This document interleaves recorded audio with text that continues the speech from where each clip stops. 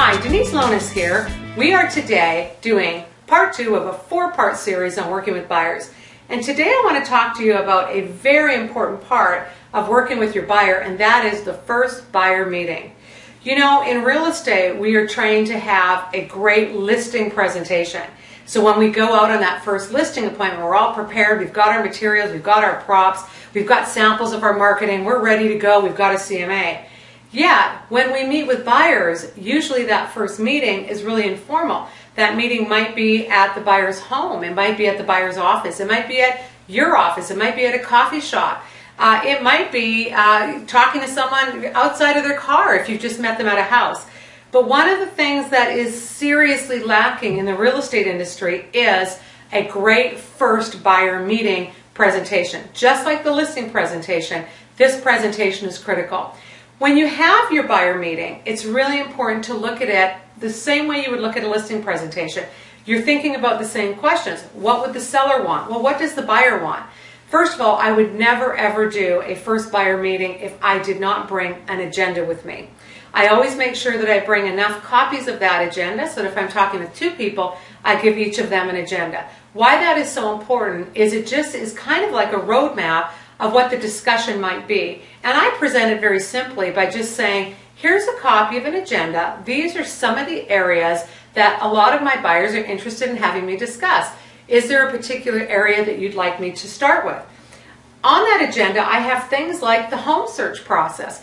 What does it really look like for that buyer to do a home search? How do you get them information about homes, about neighborhoods, about appreciation, about depreciation, about the market, about the economy? What does that look like? It's important for you to convey that in this presentation. The other thing is, if you're talking with buyers and you're not talking to them about the lending process, you're really missing out on a huge opportunity, because a lot of buyers do not move forward and buy because they have not secured the financing they need. So just talking a little bit about the money that it takes to buy a house, the lending process, what that process looks like.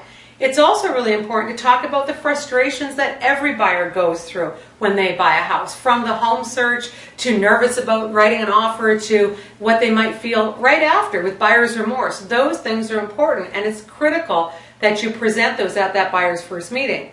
The other thing is you have to understand that each buyer looks at homes differently. Do you really know what kind of home they're looking for if you don't have some kind of a tool? Maybe it's a design style analysis that you do with them to find out what kind of architecture they like. Maybe you've got 2 different people and they both like 2 totally different looks. If you're using that kind of tool in your first buyer meeting, it's critical to show that to them and to use that as a way to engage and to communicate with your clients. The other thing is it's really important to let the person know how you work. What it looks like, how you communicate, when they can expect to hear from you, how you handle the home search process, how you handle the offer, what happens when you finally find a dream home, what does that process look like from pending to close. And then finally, and absolutely one of the most important things, is that when you're talking with buyers, it is critically important that you let them know what the stages are that you're going to take them through in the buying process.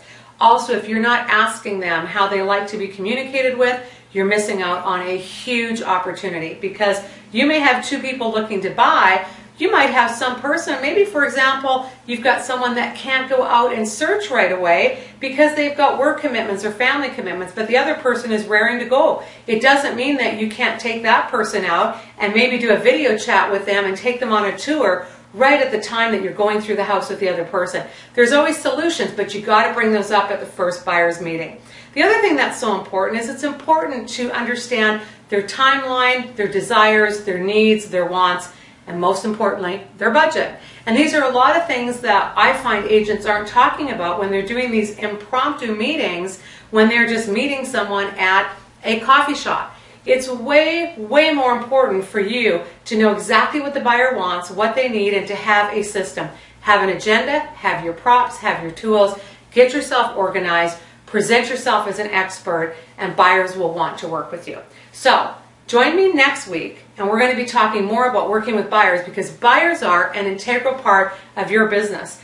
If you are not doing a first buyer meeting, and you're not doing that with props and with tools and with some kind of agenda or some order that you have that gives that buyer that feeling that you have a system, then you're losing out on a huge opportunity in our industry. So thank you for joining me, and join me next week when we continue our discussion on working with buyers.